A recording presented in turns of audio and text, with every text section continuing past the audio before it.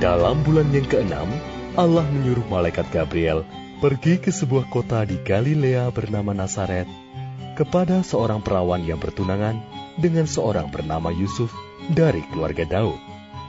Nama perawan itu Maria. Ketika malaikat itu masuk ke rumah Maria, ia berkata, "Salam, hai engkau yang dikaruniai, Tuhan menyertai engkau." Maria terkejut mendengar perkataan itu, lalu bertanya di dalam hatinya, apakah arti salam itu? Kata malaikat itu kepadanya, "Jangan takut, hai Maria, sebab engkau beroleh kasih karunia di hadapan Allah. Sesungguhnya engkau akan mengandung dan akan melahirkan seorang anak laki-laki, dan hendaklah engkau menamai dia Yesus. Dia akan menjadi besar dan akan disebut Anak Allah yang Maha Tinggi. Dan Tuhan Allah akan mengaruniakan kepadanya tahta Daud, bapa leluhurnya. Dan ia akan menjadi raja atas kaum keturunan Yakub sampai selama-lamanya, dan kerajaannya tidak akan berkesudahan." Kata Maria kepada malaikat itu, "Bagaimana hal itu mungkin terjadi? Karena aku belum bersuami." Jawab malaikat itu kepadanya, "Roh Kudus akan turun atasmu, dan kuasa Allah yang Maha Tinggi akan menaungi engkau. Sebab itu, anak yang akan kau lahirkan itu akan disebut Kudus, Anak Allah. Dan sesungguhnya, Elisabet, sanakmu itu, ia pun sedang mengandung seorang anak laki-laki pada hari tuanya. Dan inilah bulan yang ke-6 bagi dia, yang disebut mandul itu. Sebab bagi Allah tidak ada yang mustahil." kata Maria, "Sesungguhnya aku ini adalah hamba Tuhan. Jadilah padaku menurut perkataanmu itu." Lalu malaikat itu meninggalkan dia.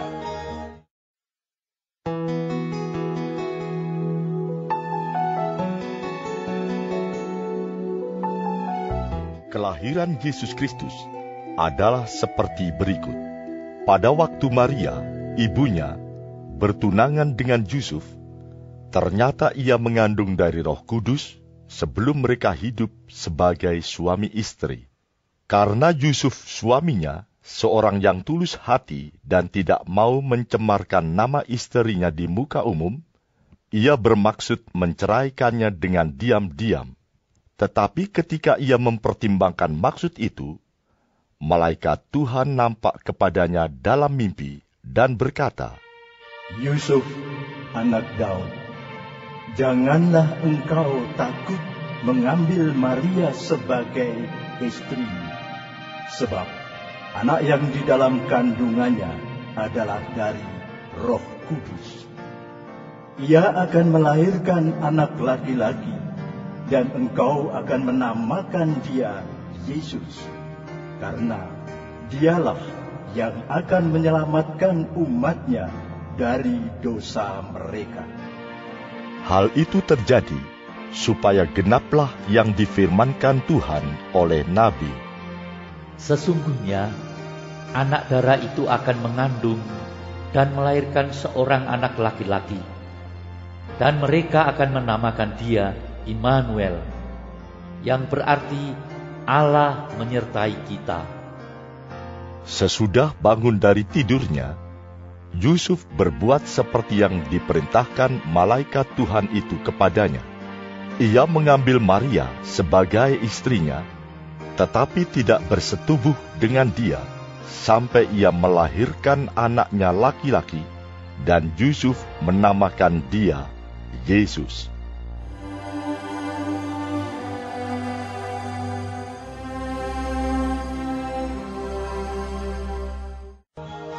Beberapa waktu kemudian, berangkatlah Maria dan langsung berjalan ke pegunungan menuju sebuah kota di Yehuda.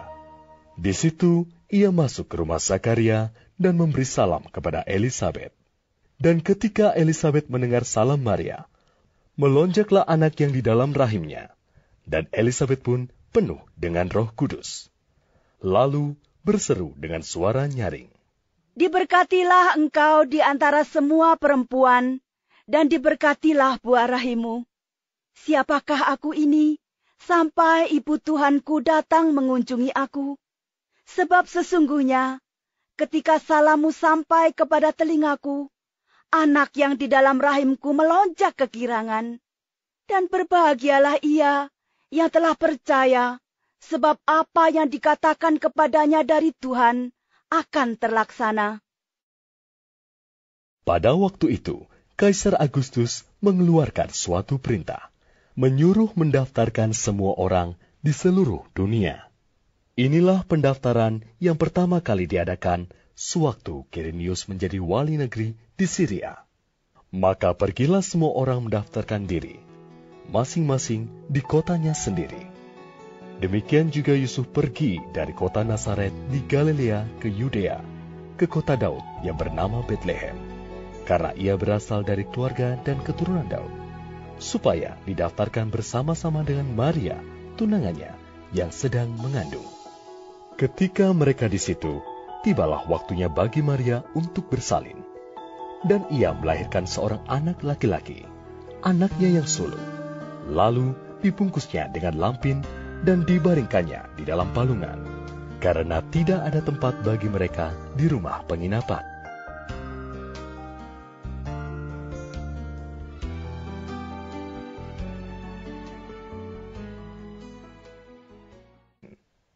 Di daerah itu, ada gembala-gembala yang tinggal di padang menjaga kawanan ternak mereka pada waktu malam.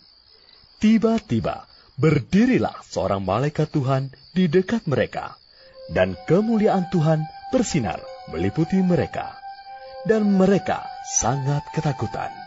Lalu kata malaikat itu kepada mereka, "Jangan takut, sebab sesungguhnya aku memberitakan kepadamu kesukaan besar untuk seluruh bangsa. Hari ini telah lahir bagimu Juru Selamat, yaitu Kristus, Tuhan di kota Daud. Dan inilah tandanya bagimu. Kamu akan menjumpai seorang bayi dibungkus dengan lampin dan terbaring di dalam palungan."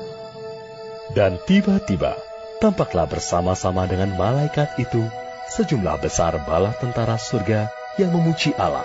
Katanya, "Kemuliaan bagi Allah di tempat yang maha tinggi, dan damai sejahtera di bumi di antara manusia yang berkenan kepadanya." Setelah malaikat-malaikat itu meninggalkan mereka dan kembali ke sorga, gembala-gembala itu berkata seorang kepada yang lain, "Marilah kita pergi ke Betlehem untuk melihat apa yang terjadi di sana, seperti yang diberitahukan Tuhan kepada kita." Lalu mereka cepat-cepat berangkat dan menjumpai Maria dan Yusuf dan bayi itu yang sedang berbaring di dalam palungan. Dan ketika mereka melihatnya, mereka memberitahukan apa yang telah dikatakan kepada mereka tentang anak itu. Dan semua orang yang mendengarnya heran tentang apa yang dikatakan gembala-gembala itu kepada mereka. Tetapi Maria menyimpan segala perkara itu di dalam hatinya dan merenungkannya. Maka kembalilah gembala-gembala itu sambil memuji dan memuliakan Allah, karena segala sesuatu yang mereka dengar dan mereka lihat, semuanya sesuai dengan apa yang telah dikatakan kepada mereka. Sesudah Yesus dilahirkan di Betlehem di tanah Yudea pada zaman Raja Herodes, datanglah orang-orang Majus dari timur ke Yerusalem dan bertanya-tanya, "Di manakah dia, raja orang Yahudi yang baru dilahirkan itu? Kami telah melihat bintangnya di timur, dan kami datang untuk menyembah Dia.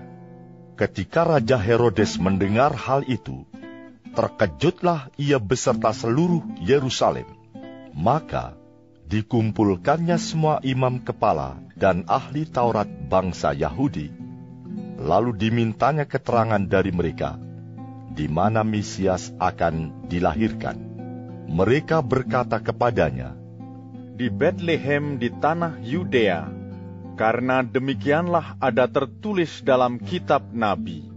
Dan engkau, Betlehem, tanah Yehuda, engkau sekali-kali bukanlah yang terkecil di antara mereka yang memerintah Yehuda, karena daripadamulah akan bangkit seorang pemimpin yang akan menggembalakan umatku Israel. Lalu dengan diam-diam Herodes memanggil orang-orang Majus itu, dan dengan teliti bertanya kepada mereka bila mana bintang itu nampak.